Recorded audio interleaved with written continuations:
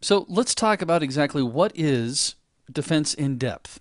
And what we mean by defense in depth is that we're trying to manage the risk with different types of defense strategies.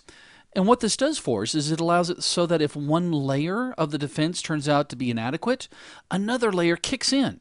So, in order to understand this, let's actually look at this from a different perspective.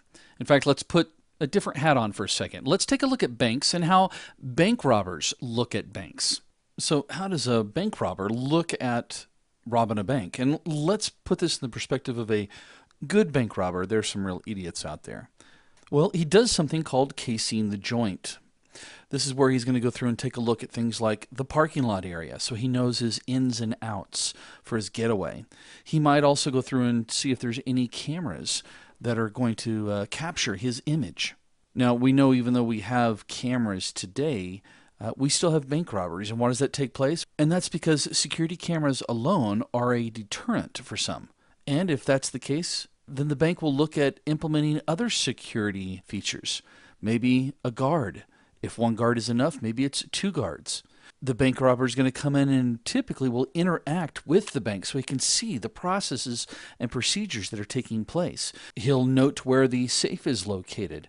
Again, so he has good pretexting as far as what and when and where and why and how. Now, of course, having all these security measures doesn't necessarily ensure that our bank would never be successfully robbed. Bank robbers still do it. So one of the things we can do is put in layered protection. When we talk about layered protection, all we're talking about here is basically going through and creating different layers or separating our different components altogether. A really good example of where this can be utilized, it's often rarely applied, is in the protection of data that travels between various server components in the enterprise. Most companies will throw up a corporate firewall that helps to keep the intruders out. Well, that's great. And they assume that the firewall is good enough. And they let their application server talk to their database server without any security measures between them. But what happens if the attacker penetrates the firewall? What if we were to start utilizing encryption? Okay, great. The attacker won't be able to get unencrypted information. If we throw up another firewall just around the application server this time, then we can protect ourselves from people who are getting inside the corporate firewall. This just adds a layer of complexity for the attacker. And typically attackers, again, depending on the profile of the target they're going after, they'll move on because there's other fish to fry. Now, a defense in depth is especially powerful when each layer works in concert with the other layers. Now, in order to get this to work properly, we have to think as in The Last Stand. And I'm going to digress here just for a second because I think this story is very important, or at least knowing what took place at this location can help you understand The Last Stand. For those of you who don't know, this is the Alamo, which is located in Texas. A very famous battle took place. And we all have this image. Usually it involves John Wayne. But we have this image of approximately 200 Texans holding off 1,800 Mexican soldiers. And as a kid, I remember growing up and thinking, wow, 13 days in this little bitty building. And what I learned was this. Let me show you to this in a different perspective. This is what the Alamo looked like in 1836. And you'll notice that they had a perimeter wall, and they had first trenches in front of those walls, as well as obstacles that would get in their way of the intruding Mexican army, branches, sticks, just obstacles that would just stop people from getting to the wall or at least slow them down. And if you've attended any of my other courses before, you know that that is your job, is to slow attackers down.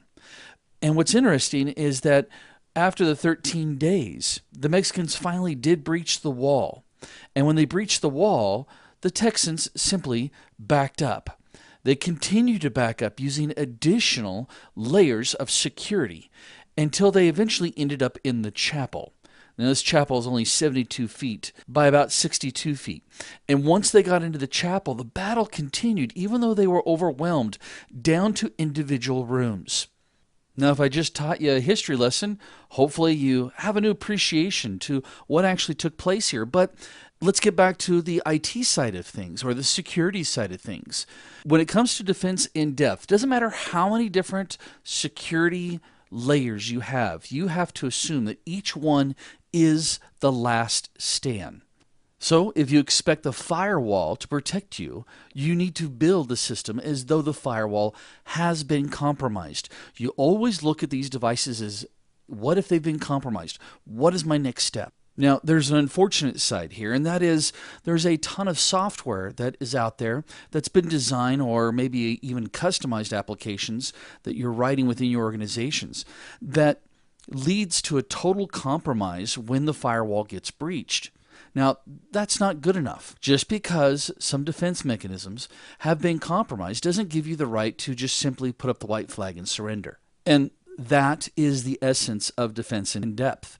At some stage, you're left alone and you have to defend yourself. You may be in that room, which reminds me of another great movie. It was called We Were Soldiers with Mel Gibson. And in that movie, they get to a point where they're being overrun, and a very famous line done by the actor Sam Elliott, who's playing Major Pumley, picks up his pistol and says, "Gentlemen, prepare to defend yourself." And that's how you need to look at defense in depth. Now, let's talk about the different levels.